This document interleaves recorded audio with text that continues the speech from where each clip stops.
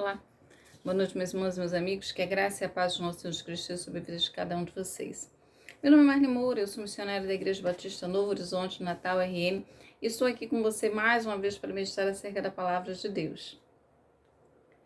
Você já visitou alguma galeria de artes, né? Alguma exposição aí de quadros, né? Já fez isso? O que você achou aí da experiência? Gostou dos quadros? Algum chamou muito aí a sua atenção? Já parou aí diante de algum quadro e pensou as razões de gostar dele? Ou as razões de não gostar? Se você nunca foi a uma exposição, certamente já se deparou com alguns quadros famosos aí, não é? Algumas obras belíssimas. Outras, na sua visão, nem tanto, apesar de famosas. Como leigos, muitas vezes nós nos perguntamos por que essa obra é tão valiosa? O que as pessoas veem nela, né, que a faz ter esse valor? Para os experts, essas perguntas são fáceis, né, de responder. Eles conhecem as técnicas, as pinceladas aí fazem sentido, conhecem a história, conhecem o pintor.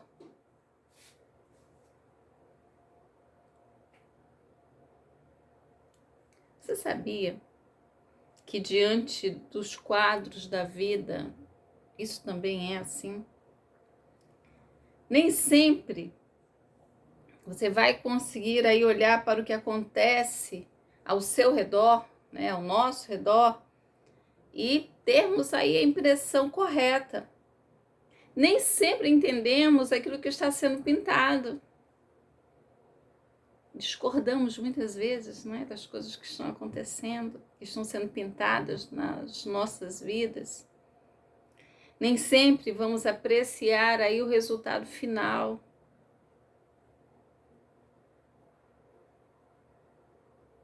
Sabe qual é o problema? O problema é que às vezes nós desconhecemos o pintor da vida, o autor da vida, ou não queremos conhecê-lo como verdadeiramente ele é. Às vezes nós confiamos na nossa própria habilidade e percepção das coisas, da situação, e esquecemos que precisamos olhar pela ótica do pintor, o autor de todas as coisas. Quero nesta noite pensar com você acerca de uma cena, um quadro da história do povo de Israel, ver os críticos dessa obra, ver também o resultado correto, a visão correta, nem sempre é da maioria.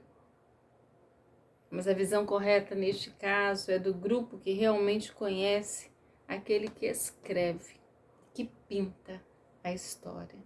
Acompanhe comigo, nós vamos fazer aí a leitura do relato de Números 13, a partir do verso 25, que nos diz assim: Ao cabo de 40 dias voltaram a espiar a terra.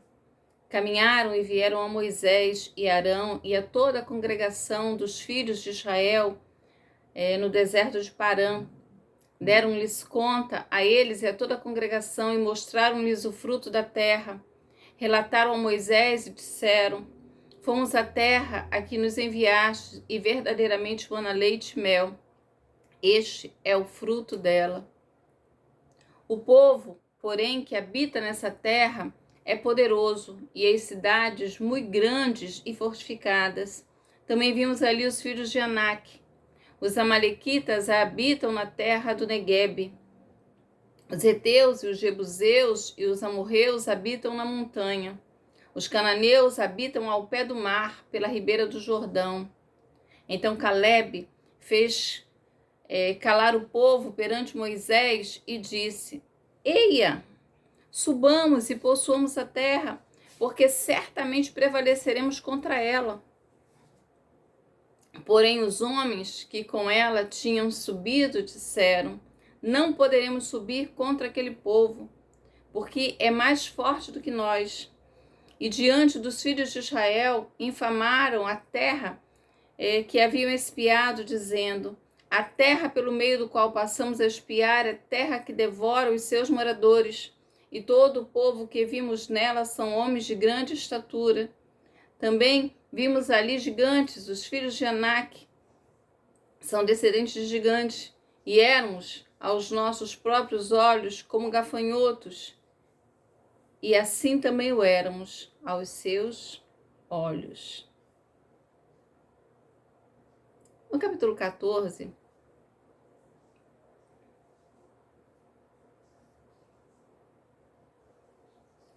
a partir do verso 6, diz assim: E Josué, filho de Num, e Calebe, filho de Jefoné, dentre os que espiaram a terra, rasgaram suas vestes e falaram a toda a congregação dos filhos de Israel, dizendo: a terra pelo meio do qual passamos a espiar é terra muitíssimo boa.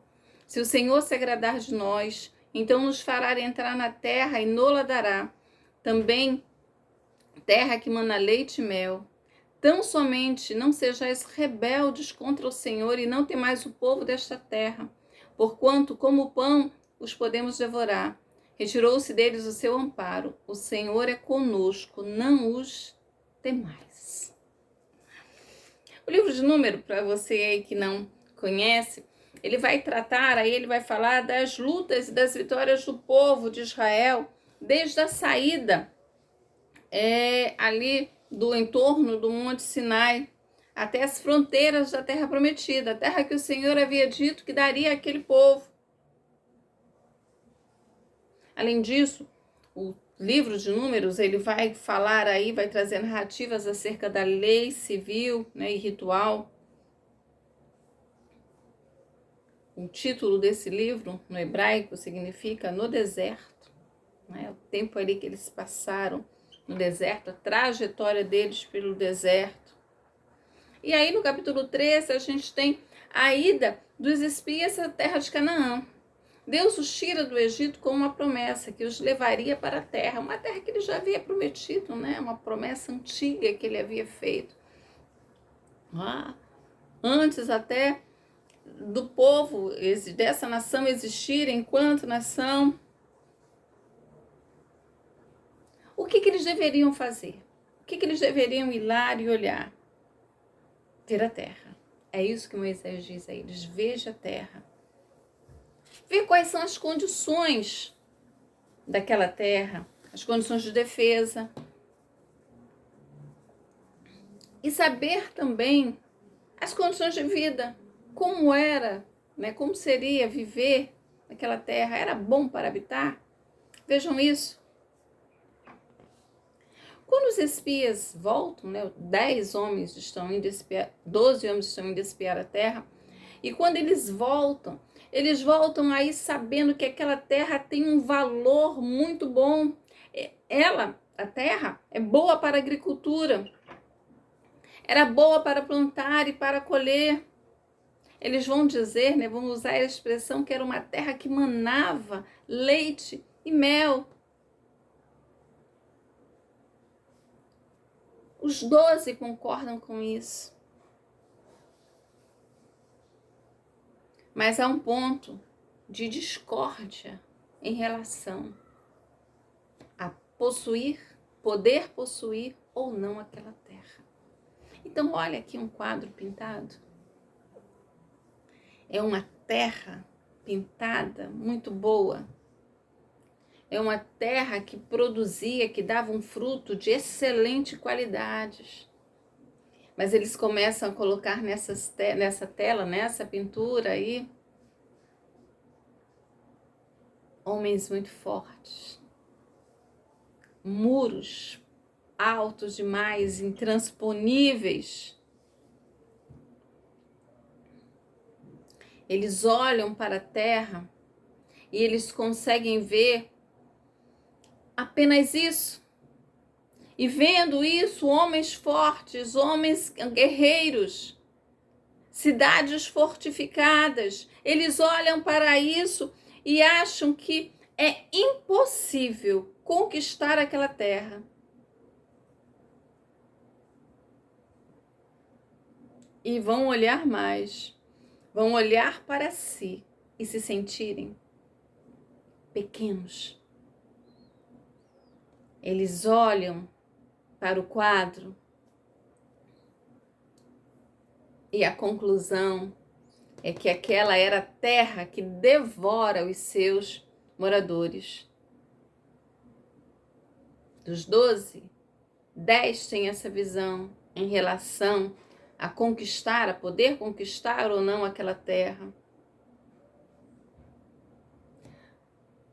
2 deles, Josué e Caleb, né, como você viu no relato, que era então um grupo menor, ele olha para aquela situação e eles veem também a mesma coisa, que era uma cidade fortificada, que as cidades eram fortificadas, que os moradores eram homens fortes, eram homens valentes, mas eles não conseguem olhar impossibilidades. Eles olham para a terra e conseguem ver que aqueles seriam obstáculos, sim, mas obstáculos superáveis.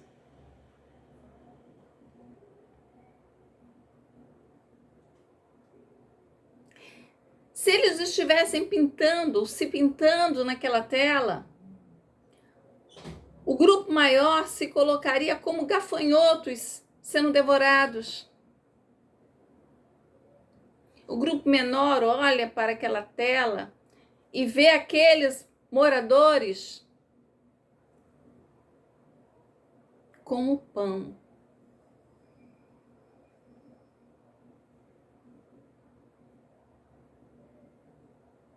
Como pão que poderia ser comido. Eles tinham a certeza da vitória.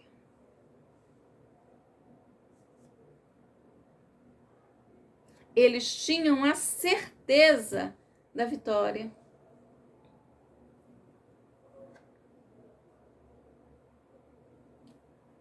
Se você não leu a história, se você não conhece a história, eu vou dizer para você aqui o desfecho dela, mas aconselho você a fazer a leitura.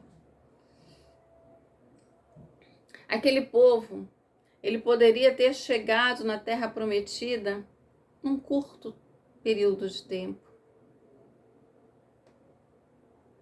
Em poucos dias. Mas eles caminham durante 40 anos pelo deserto. Aquela geração que não creu que aquela terra era uma terra que o Senhor Deus daria a eles. Uma geração incrédula. Não herdou a promessa. Não conseguiu possuir a terra. Não conseguiu entrar naquela terra boa. Na terra boa que o Senhor havia prometido para eles.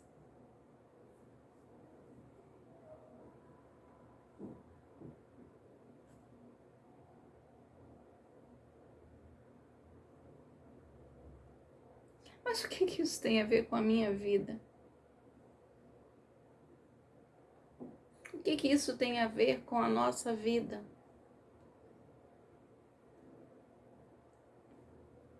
O que essa história tem relação comigo ou com você?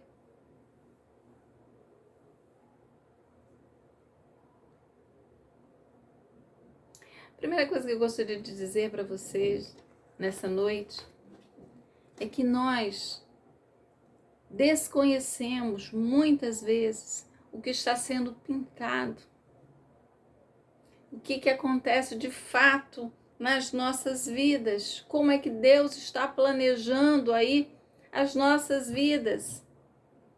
Às vezes nós nos encontramos em desertos como esse, melhor dizendo, a um passo de entrar em um lugar muito bom, em uma terra aprazível, muito perto de um manancial.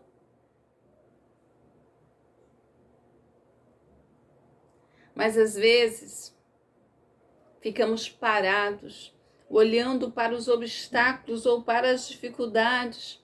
Às vezes nós nos tornamos, assim como eles, incrédulos. Incrédulos.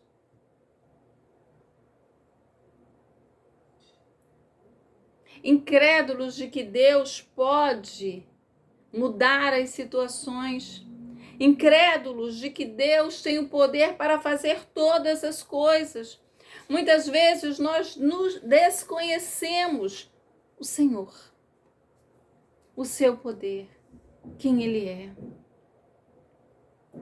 Quem é que fez uma promessa para aquele povo? Foi Deus.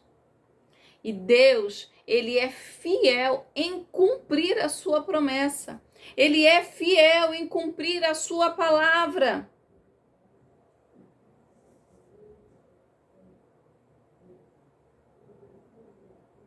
A Bíblia vai dizer que Deus, Ele permanece fiel, porque Ele não pode negar-se a si mesmo.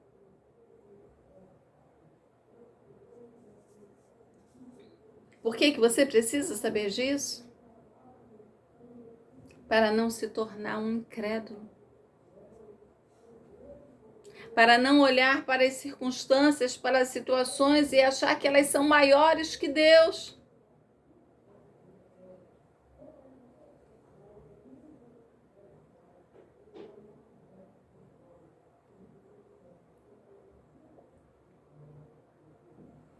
Nós precisamos entender quem é o Senhor, aquele que vela em cumprir a sua palavra. Aquilo que Ele prometeu fazer, Ele faz. Foi assim no passado e é assim hoje. Deus, lá no Jardim do Éden, prometeu que enviaria alguém e enviou. O homem que pecou, que se distanciou de Deus, Deus disse: olha, eu vou providenciar o resgate, a redenção para vocês. Deus é o Senhor da história. Ele não nos criou e nos deixou aqui ao léu, jogados.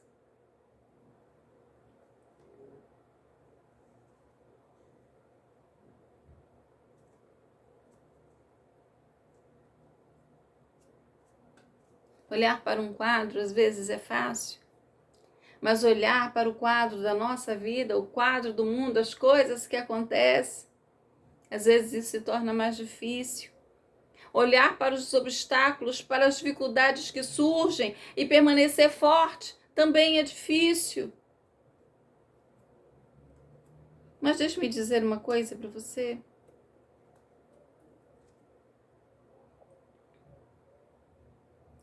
Dificuldades sempre vão ter. Essas dificuldades, as dores, elas não podem nos fazer parar.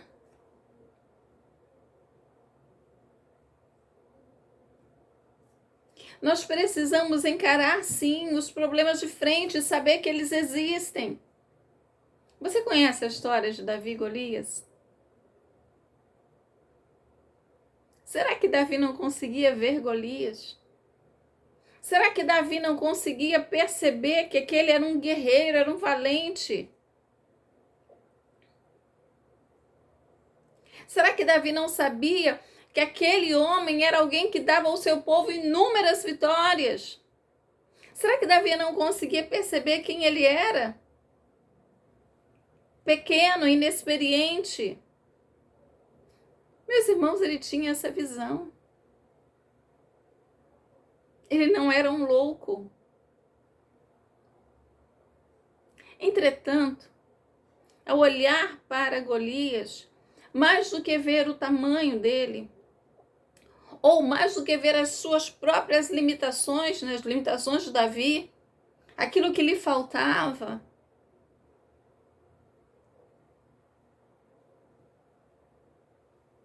Davi conhecia o Senhor e sabia do que Deus era capaz de fazer, usando um pequeno como ele. As experiências que ele teve com o Senhor levou que ele cresce cada vez mais em Deus.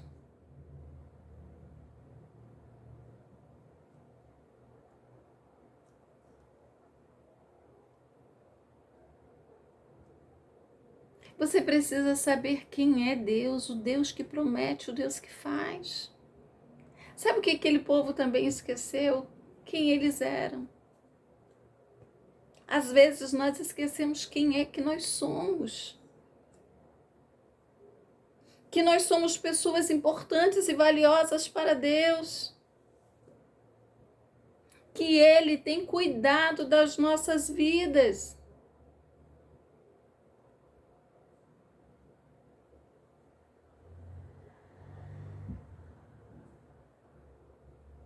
Talvez você esteja passando por dificuldades nesse momento, não é? E acha que essas dificuldades são maiores, que elas vão devorar você. Olhe para Deus, para o Senhor, que criou você e que o ama. Que você é alguém que Ele se importa.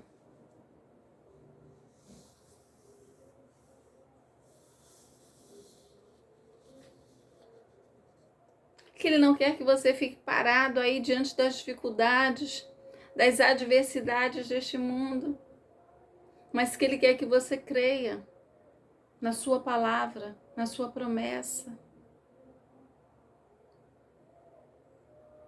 Você é alguém valioso para Ele. Porque Deus amou o mundo de tal maneira, amou você. Enviou Jesus por você. Vale a pena crer em Deus. Vale a pena crer na sua palavra. Vale a pena esperar no Senhor. Dessa geração aí, Josué e Caleb foram os únicos que herdaram a terra, que conseguiram entrar nela.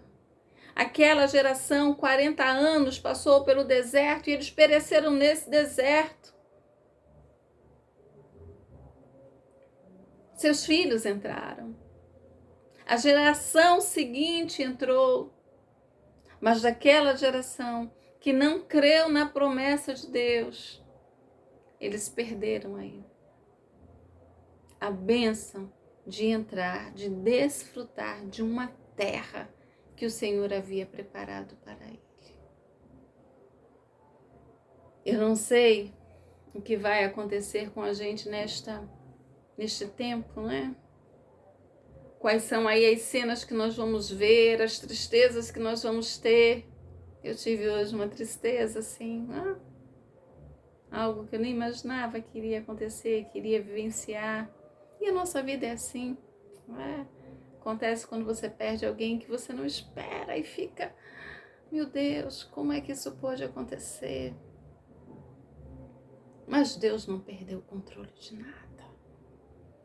Eu preciso crer que Ele é aquele que está no controle de todas as coisas e que fará. Eu preciso crer naquilo que Ele me diz, e se Ele diz para me fazer, eu devo fazer, mesmo que seja difícil. Eu preciso entender aí quais são as pinceladas que Ele está dando, para onde Ele está movendo. E é nesse mover de Deus que eu devo caminhar na mesma direção. Veja aí o que Deus tem falado para você, quais são as suas promessas. Vejam as dificuldades que têm se levantado, mas não deixe de crer. Não se torne um incrédulo, porque você não está conseguindo compreender o quadro. Mas peça ao Senhor que se revele a você, que você possa conhecê-lo, que você consiga ouvir a sua voz e crer e permanecer. Mesmo que a situação seja difícil ou até impossível aos seus olhos. Creia, porque esse Deus é um Deus de fato que opera o impossível. Agindo Deus, quem impedirá? Um grande abraço. Deus abençoe a sua vida e até a próxima.